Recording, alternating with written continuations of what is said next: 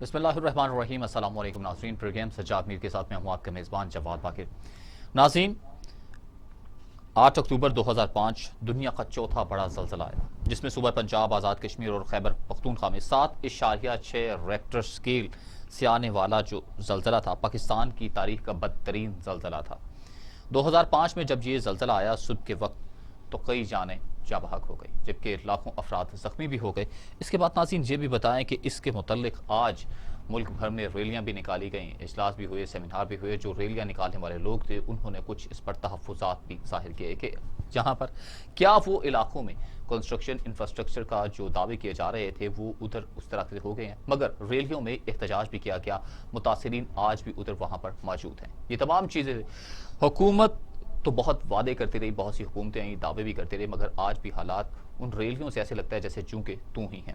اس حوالے سے آج ہمارے ساتھ پاکستان کے عظیم دانشور، سینئر تجزیہ کار سجاد میر صاحب موجود ہیں، ان سے مزید جانتے ہیں۔ سجاد میر صاحب، کیسے دیکھتے ہیں ریلیاں آج بھی 15 سال قبل یہ افسوسناک قدرتی آفت کے ذریعے جہاں پر لوگ جاں بحق ہو گئے ہیں، آج بھی ہم لگتا ہے وہیں کے وہیں کھڑے ہیں؟ اصل میں ہم وہ سارے کام نہیں کر سکے جو ہمیں کرنا تھے اور جس کے لیے دنیا نے ہمیں امداد بھی دی تھی۔ اس طرح کے بھی الزام لگتے رہے کہ امداد کو مس یوز کیا ہے، بلکہ ایک تو الزام یہ لگا تھا کہ شہباز شریف کھا گئے فلاں پیسے جن کا ان سے معاملے سے تعلق ہی نہیں تھا۔ لیکن یہ فیکٹ ہے کہ جو امداد ہمیں ملی ہے اس کو صحیح طور پر نہیں لگا سکے، جو ہم نے وعدے کیے تھے وہ پورے نہیں کر سکے۔ دیکھیے، وہ عجیب و غریب ایک قیامت خیز زلزلہ تھا، وہ معمولی بات نہیں تھی۔ مجھے یاد ہے کہ میں اس وقت ایئر وائی کے ساتھ کچھ بیپر دے رہا تھا کہ مجھے فوراً وہاں کی جو لڑکی کوآرڈینیٹر ہے ماریا، اس نے کہا کہ سر کریڈ آ رہی ہے یہ کہ کوئی زلزلہ آیا پاکستان میں۔ تو میں نے کہا نہیں، نارمل سے حالات ہیں۔ 9:00 تھے، 8:50 نہیں جب بات 9:00 تھے، میں نے کہا کہ یہ یہاں آج کل وہ کھدائی اور زیر زمین وہ سیسمک ٹیسٹ کر رہے ہیں، ہو سکتا ہے اس کا کچھ اثر ہو۔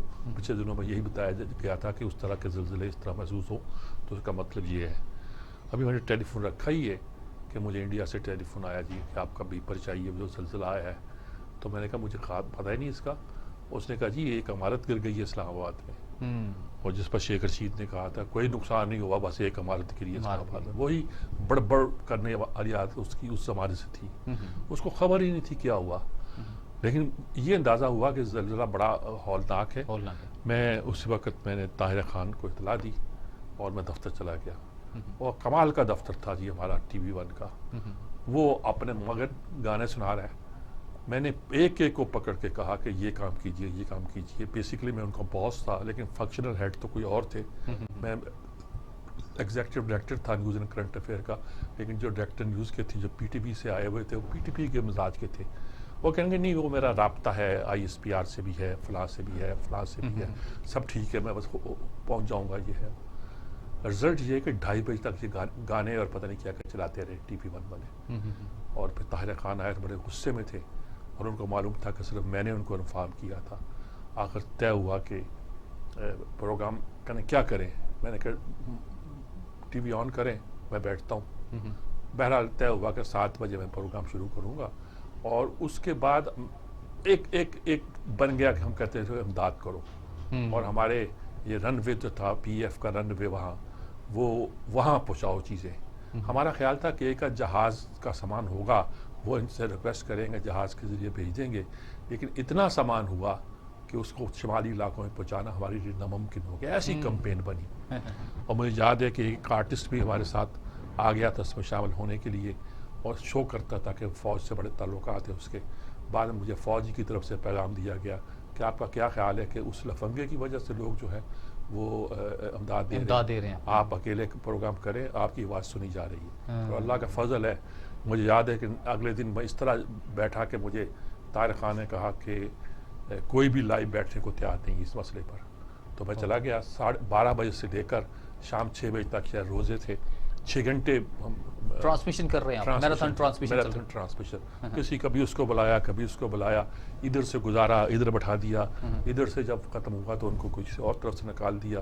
تو کرتے کرتے ایسا ہم سما باندھا کہ اللہ کے فضل سے جتنی امداد کراچی سے گئی لوگوں کی مدد کے لیے، اور خاص طور پر اس یہ صرف کراچی کے مکینوں کی بات کریں کہ آپ کو سامان پہنچانا مشکل ہو، اور وہاں سے جہاں سے یعنی کہ پی ایف ایئر بیس پہ بھر گیا۔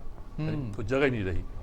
اور ایسے سے واقعات ہوئے کہ سامنے کھڑے ہیں خاندان, زمین بیٹھتی ہے اور باقی فیملی اس پہ دس جاتی ہے, پتہ نہیں چلتا تھا ایسا.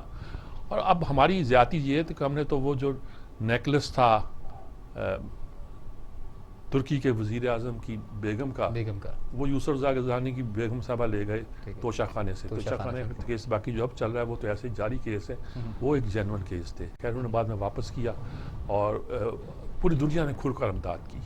اور اس کا سب سے بڑا واقعہ یہ ہے کہ یہ جو جمعیت الفلاح ہے, جماعت الدعوہ ہے, جو جسے لشکر طیبہ بھی کہتے تھے, اس کو دہشت گرد گنا جاتا تھا ان دنوں میں اور ان دنوں میں بھی. آج کل تو حافظ سعید صاحب بالکل قید میں ہی ہیں, لیکن ان دنوں خاص طور پر گنا جاتا تھا. نیٹو کی جو رضاکار وہاں پہنچے تو انہوں نے دیکھا کہ ہمارے پہنچنے سے پہلے اس سے اونچے کہاں جہاں انسان کا پہنچنا ممکن ہے, جنات پہنچ سکتے ہیں, وہ وہاں سے موجود تھے. تو انہوں نے شروع میں اعتراض بھی کیا کہ یہ لوگ جو ہیں یہ ہمارے لیے دہشت گردوں کے ساتھ شانہ بشانہ کام کرنا مشکل ہے, ڈر کے وہ. لیکن جب انہوں سے کہا گیا کہ بہرحال ہماری ذمہ داری یہ کر کے واپس گئے, تو وہ سرٹیفکیٹ دے کے گئے کہ ایسے غیر معمولی لوگ تھے, انہوں نے اتنا خدمت کا کام کیا. تو ہمارے ملک کے تمام ادارے جتنے تھے ایکٹیو ہو گئے, اور کون سا شہر تھا اور کون سا بندہ تھا جس نے اس کی مدد نہ کی ہو. شہروں پہ کیمپ لگ گئے تھے, بالکل شہروں پر وہ لوگ آ رہے تھے, علاقہ مکین آ رہے تھے, گھر سے کچھ نہ کچھ لے کے آ رہے تھے. لیکن امداد کی صورتحال وہاں تھی وہ کہیں, اور میڈیا نے بڑا کمال کیا, ایک ایک جگہ جا کے اس کی رپورٹنگ کی. اور میں تو بیٹھ گیا تھا اپنے دفتر میں بھی, خواہش کے باوجود کہ شمالی علاقوں میں جاؤں, میں ہل ہی نہیں سکا. انہوں نے کہا یہ پروگرام کون کرے گا, یہاں پروگرام آپ کو کرنا ہے. اور اس کے نتیجے کے طور پر ریئیکشن بھی اچھا آ رہا ہے. چینل ہمارا نیا شروع ہوا تھا, 1 ستمبر کو ہم نے آن کیا تھا, 6 ستمبر کو پہلا پروگرام ایک طرح کا کیا تھا.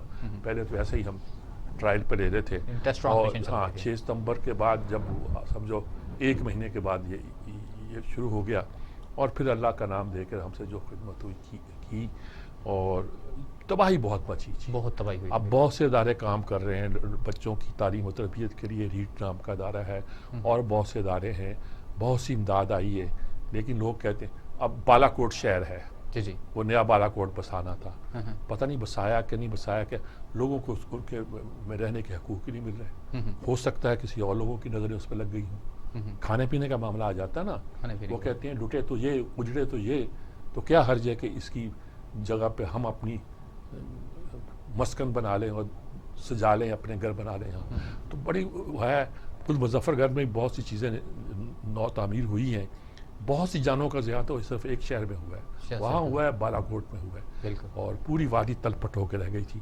ایک ہماری پوری کمپنی جو تھی فوج کی, وہ پتہ نہیں چلا جی شاید ایک یونٹ تھا, کیا تھا, ایسا ہوا کہ زمین ایسے ان کا پتہ نہیں چلا. اور بقول کہا جاتا ہے کہ 1 دن تو لگا فوج کو دوبارہ اپنے پاؤں پہ کھڑا ہونے اور پھر مدد کے کام شروع کرنے میں. بہت ہی ہولناک سلسلہ تھا. 15 سال گزر گئے, اس کی تلخ یادیں بھی باقی ہیں, اور وہ یادیں بھی باقی ہیں جب کہا جاتا تھا کہ 65 کا جذبہ پیدا ہو گیا ہے, اور وہ یادیں بھی باقی ہیں جب لوگوں نے لوٹ مار بھی کی. یعنی کہ ایک ایسا ہاتھ بھی ملا جس کو کاٹ کے اس میں سے چوڑیاں نکال دی گئی تھیں. بہت سے کام تھے. میر صاحب آپ کیا دیکھ رہے ہیں, بحیثیت قوم نے کچھ سیکھا اس سانحے سے؟ نہیں, اس زمانے میں تو خیر لوگوں نے کہا کہ 65 کا جذبہ پیدا ہو گیا. پہلی بار 65 کے بعد یہ لفظ اس طرح استعمال ہوا تھا, ایک محاورے کے طور پر, 65 کا جذبہ پیدا ہو گیا. اور کوئی شک نہیں ہے کہ پوری قوم جاگ اٹھی تھی, اور لانے لگ گئی تھی لوگوں امداد کی, ٹرکوں کی, یہ وہ. لیکن اس میں پھر لٹیرے بھی موجود ہوتے ہیں. انسان کی فطرت جس خباثت پر ہے, اگر وہ نہ ہو تو ابلیس کا کام کون چلائے. تو ابلیسی لوگ ہر زمانے میں موجود رہتے ہیں, وہ تو لگے رہے. لیکن اوورآل اس قوم نے بڑا کام کیا. صحیح ہے. میر صاحب اگلی سٹوری کی جانب ہمیں بڑھنا ہے, جہاں پر سیاسی منظرنامہ کیا خبر دے رہا ہے. مریم نواز ڈٹ گئی ہیں, خواجہ آصف صاحب نے بھی تابڑ توڑ حملے کیے ہیں. خواجہ آصف صاحب نے تو واضح طور پر کہہ دیا کہ 84 لوگ ہیں جو ممبر ہیں اسمبلی سے, وہ قائد